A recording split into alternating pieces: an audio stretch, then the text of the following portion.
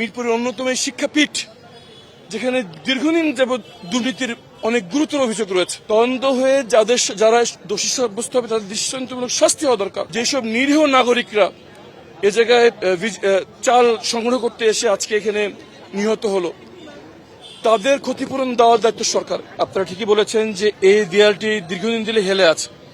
স্থানীয় জনগণ এবং বেশ কিছু পথচারীরা ইতিমধ্যে আমাদের কাছে যত তথ্য আছে যে কলেজ কর্তৃপক্ষকে তারা দৃষ্টি আকর্ষণও করেছিল, এ ব্যাপারে কোনো পদক্ষেপ গ্রহণ করা হয়নি। দ্বিতীয়ত হচ্ছে, এই ধরনের একটি সীমানার দেয়াল অবশ্যই যথেষ্ট বরাদ্দ দেওয়া থাকে যাতে এটা টেকসই হয়। আমরা এখানে এসে দেখতে পাচ্ছি যে এখানে কোনো আরসিসি পিলার নাই। এত উঁচু একটি দল, এত বড় একটি দেওয়ালের কাজে কোনো পিলার থাকবে না, এটা হতে পারে না। আমরা যত জানি যে কোনো বরাদ্দর আগে ফিজিবিলিটি স্টাডির মাধ্যমে যথেষ্ট পরিমাণ বরাদ্দ দেওয়া হয় যাতে এগুলো টেকসই হয়। এবং আমরা যতদূর জানি এখানে আরসিসি পিলার ছাড়া এত বড় দেওয়াল হওয়ার কথা ছিল না। অবিলম্বে একটি তদন্ত হওয়া দরকার, নিরপেক্ষ স্বচ্ছ তদন্ত হওয়া দরকার যে এই কাজটি কখন হয়েছিল, কতটুকু এখানে বরাদ্দ দেওয়া হয়েছিল, এই বরাদ্দর কতটুকু এই কাজে ব্যয় হয়েছে। আমরা যেটা দেখতে পাচ্ছি যে সরকারি বরাদ্দ যদি স্বচ্ছতার সাথে যথেষ্ট জায়গায় ব্যয় হয় তাহলে এরকম দুর্ঘটনা হওয়ার কোনো কারণ নেই। সরকারি বরাদ্দ দীর্ঘস্থায়ী করার জন্য এবং ফিজিবিলিটি স্টাডির মাধ্যমে এটাকে যথেষ্ট করেই বরাদ্দ দেওয়া হয়। এবং এই ঘটনা নতুন নয় যে সরকারি বরাদ্দ সিকিভাগও কাজে ব্যয় হয় না, হাওয়ায় মিলিয়ে যায়। তারই একটি উৎকৃষ্ট উদাহরণ আজকের এই দুর্ঘটনা। আমাদের এখন প্রধান কাজ হচ্ছে এই ধরনের ঘটনা যেন আর কোনোদিন না ঘটে। তার জন্য এই নির্মাণ কাজে যারা জড়িত ছিল, কতটুকু বরাদ্দ ছিল, সেই বরাদ্দ কতটুকু ব্যয় হয়েছে, এর ব্যাপারে একটি নিরপেক্ষ অবিলম্বে তদন্ত হওয়া দরকার।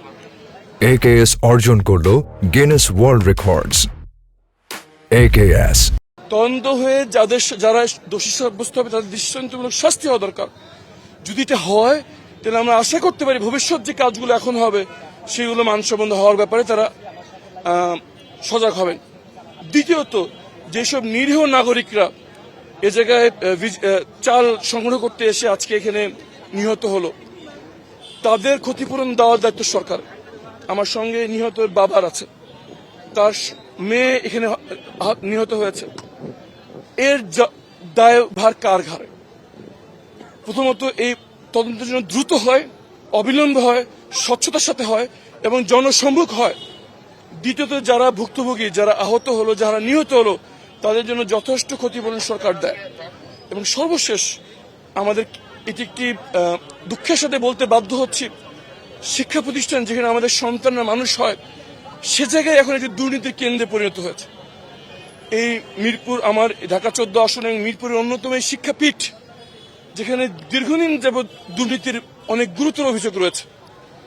এর সাথে সাথে এই প্রতিষ্ঠানের পরিচালনায়, শিক্ষক নিয়োগে, তহবিল ব্যয়ে কতটুকু স্বচ্ছতার সাথে হচ্ছে তার একটি নিরপেক্ষ তদন্ত হওয়া দরকার। কারণ আমরা জানি না এরকম দুর্নীতির ফলে আর কতগুলো দুর্ঘটনা হবে, আর কতগুলো নিরীহ প্রাণ হারাবে। যদি এটা ভিতরে কোনো ভাবনা হয়, আরো শত শত শিক্ষার্থীর জীবন বিপন্ন হতে পারে।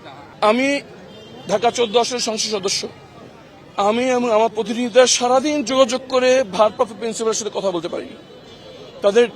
তাদের সংশ্লিষ্ট সবাইকে আমার নলেজ দেওয়া হয়েছে, আমি পরিদর্শনে আসছি। তাদের এখন পর্যন্ত কোনো প্রতিনিধি এখানে নেই।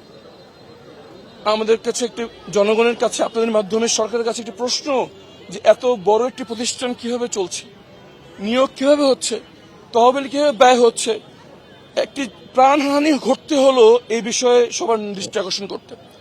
অবিলম্বে এভাবে দৃশ্য দেওয়া হোক যাতে আর কোনো নিরীহ প্রাণ হাতে না হয়।